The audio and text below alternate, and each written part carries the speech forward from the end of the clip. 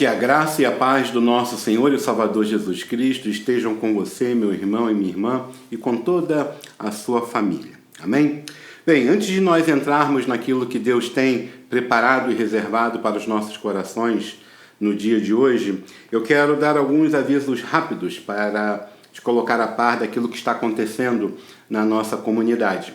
Primeiro, eu quero avisar e relembrar a vocês a questão dos nossos dízimos, das nossas ofertas, que você esteja encaminhando, se você tem dificuldade de transferir ou de ir até o banco, procure o Egon ou me procure, que a gente vai providenciar uma forma de ir até a sua casa, buscar a sua oferta, seu dízimo e depositar na conta da igreja, ok?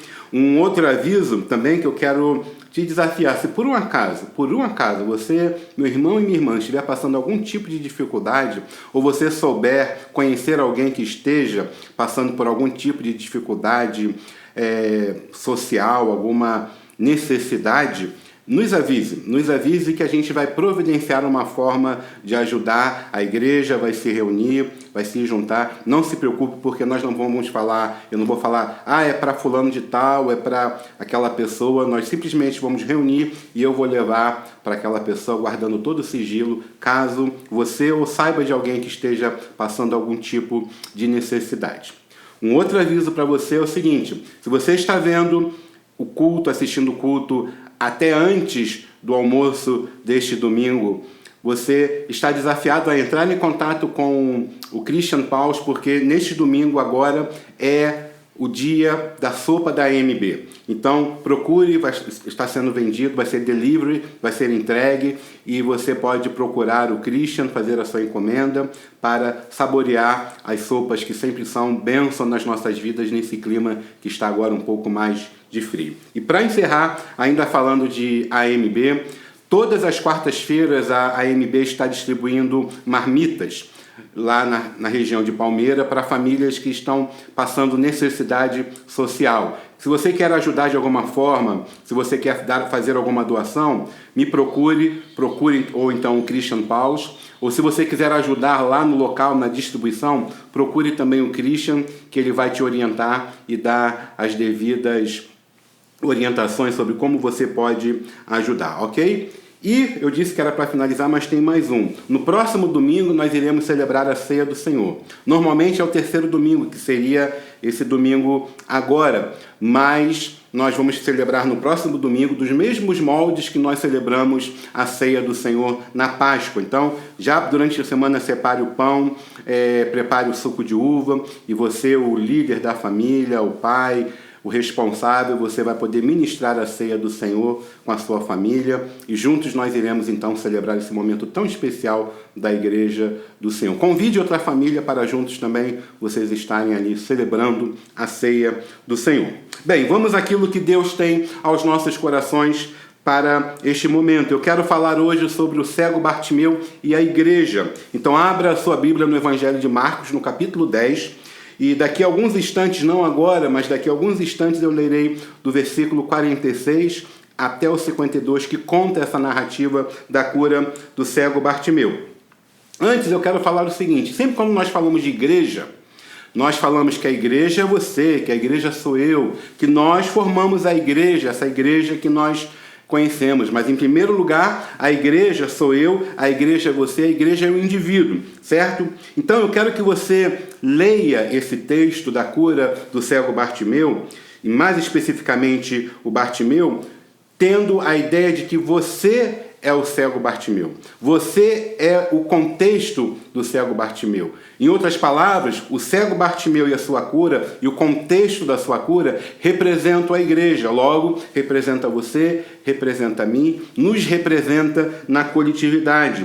Então, quando nós lermos esse texto, você leia na sua casa com essa ideia, que é a representação da igreja do Senhor em todo o seu contexto. Então, essa história, essa narrativa da cura do cego Bartimeu está lá então em Marcos 10, e eu vou começar a ler do versículo 46, seguindo até o 52, onde a palavra do Senhor se expressa da seguinte forma: Então chegaram a Jericó.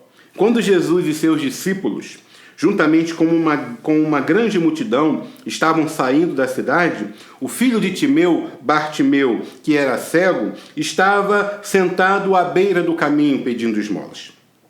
Quando ouviu que era Jesus de Nazaré, começou a gritar: Jesus, filho de Davi, tem misericórdia de mim. Muitos o repreendiam para que ficasse quieto, mas ele gritava ainda mais: Filho de Davi, tem misericórdia de mim. Jesus parou e disse: Chamem-no. E chamaram o cego. Ânimo, levante-se. Ele o está chamando. Lançando a sua capa para o lado, de um salto, pôs-se de pé e dirigiu-se a Jesus. O que é que você quer que eu lhe faça? Perguntou-lhe Jesus. O cego respondeu: Mestre, eu quero ver. Vá, disse Jesus. A sua fé o curou. Imediatamente ele recuperou a visão e seguia Jesus pelo caminho. Palavras do Senhor, que ele nos abençoe com a sua palavra lida. Amados, eu disse que nós deveríamos ler esse texto e todo o contexto da cura do cego Bartimeu como nós fôssemos o cego Bartimeu e o contexto dessa cura. Mas você deve estar se perguntando: mas como assim, pastor? De que maneira nós podemos nos relacionar ao cego?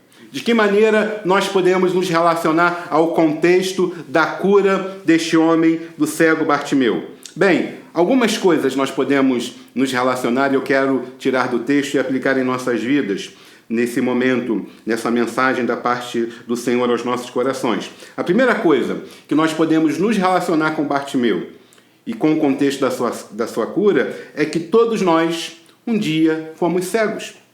É claro que eu não estou falando da cegueira física, de um dia nós não enxergávamos e agora estamos vendo. Não, eu estou falando da cegueira espiritual. Todos nós, um dia, estávamos cegos espiritualmente falando, clamamos no nome do Senhor Jesus Cristo, o nosso único e suficiente Salvador, e fomos salvos. Passamos a enxergar espiritualmente falando. Então, a primeira coisa que nos relaciona com a vida e com a cura do cego Bartimeu é que ele era cego, nós também éramos cegos. Ele clamou no nome do Filho de Davi, de Jesus Cristo. Nós também clamamos no nome de Jesus Cristo. Ele foi curado e nós também fomos curados. Podemos dizer que somos uma comunidade, uma igreja de todos ex-cegos. Então temos essa experiência que nos relaciona com esse texto lido. Todos nós já fomos cegos espiritualmente falando e fomos curados pelo mesmo Jesus que curou a cegueira física do cego Bartimeu. Ora, essa é a primeira relação básica, logo de cara, que nós podemos fazer.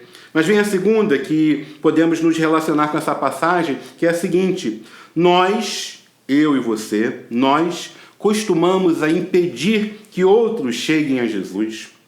Mas como, pastor? Como é que eu impeço que alguém chegue até Jesus?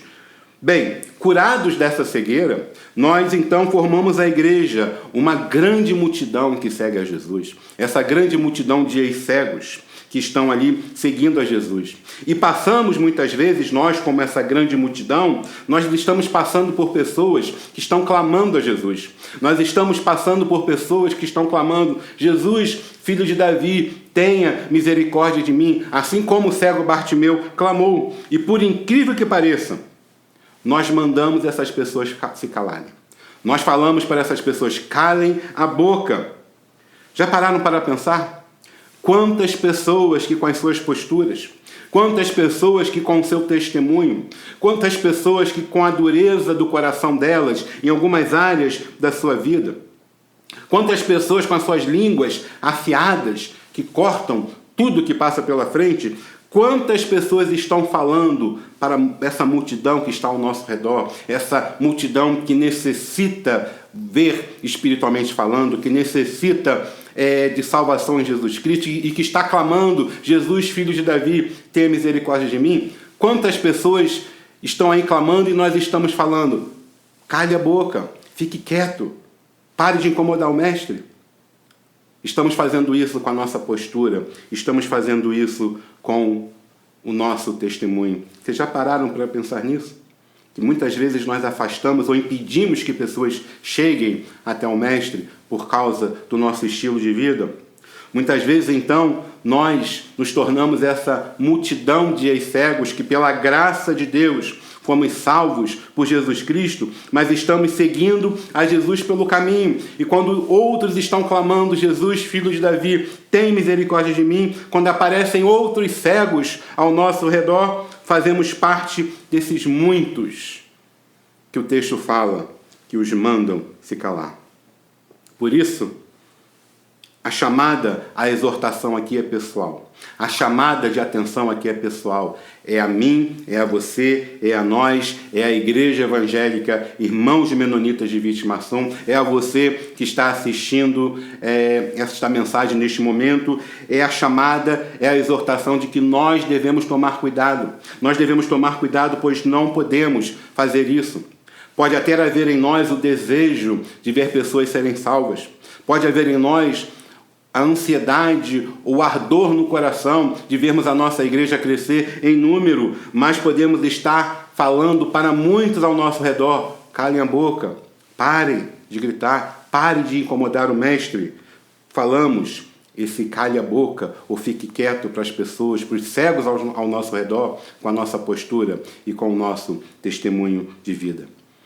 Nós temos aqui pedir a Deus discernimento, fazer o que o salmista diz no Salmo 139, na oração que ele faz nos versículos 23 e 24, quando ele diz: sonda-me, ó Deus, e conhece o meu coração, prova-me e conhece as minhas inquietações, vê se em minha conduta algo te ofende e dirige-me pelo caminho eterno.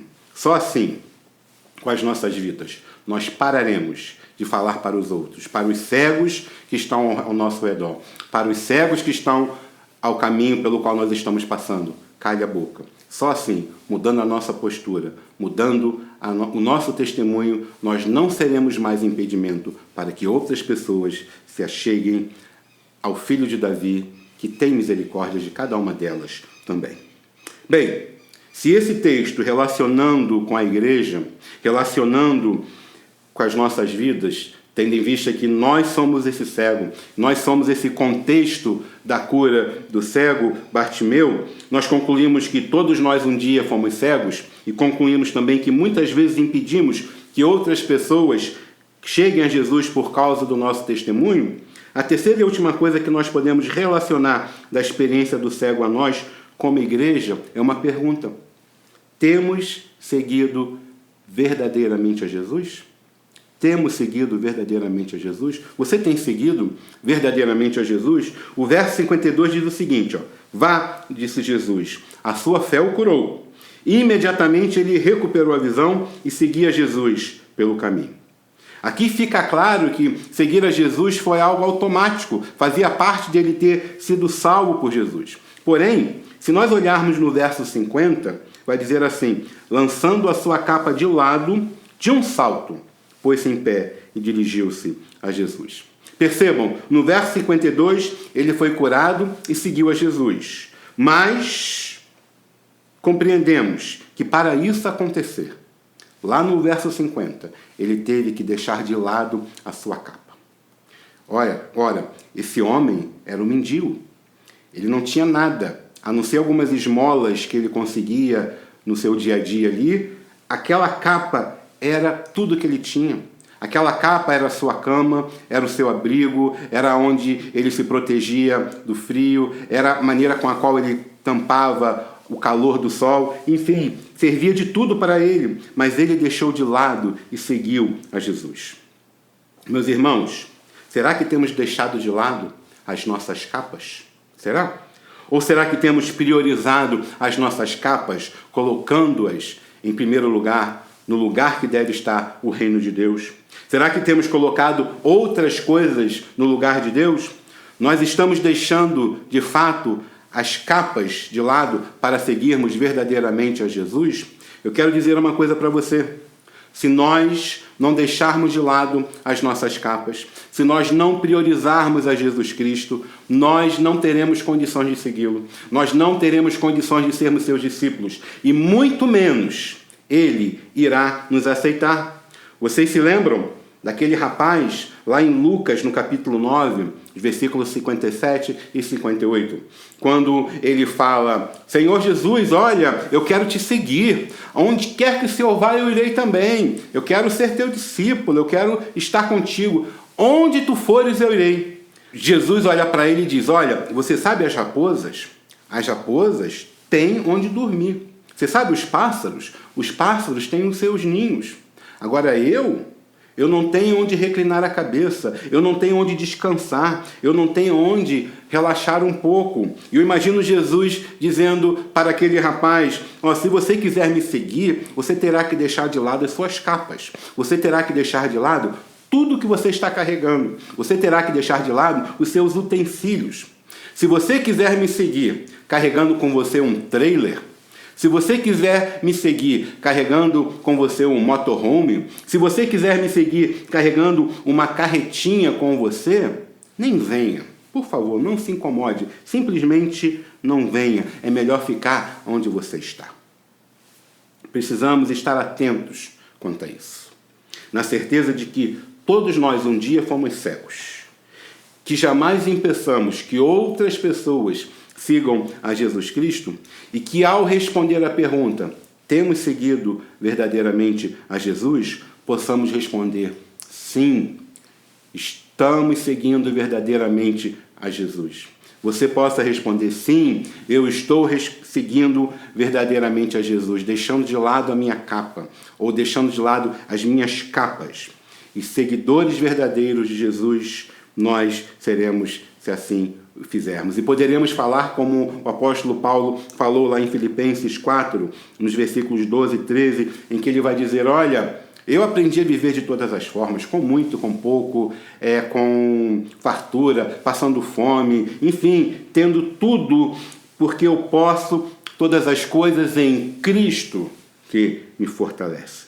Sejamos nós então, meu irmão e minha irmã, meu amado e minha amada, sejamos nós verdadeiros seguidores de Jesus Cristo, na certeza de que a nossa cegueira foi curada.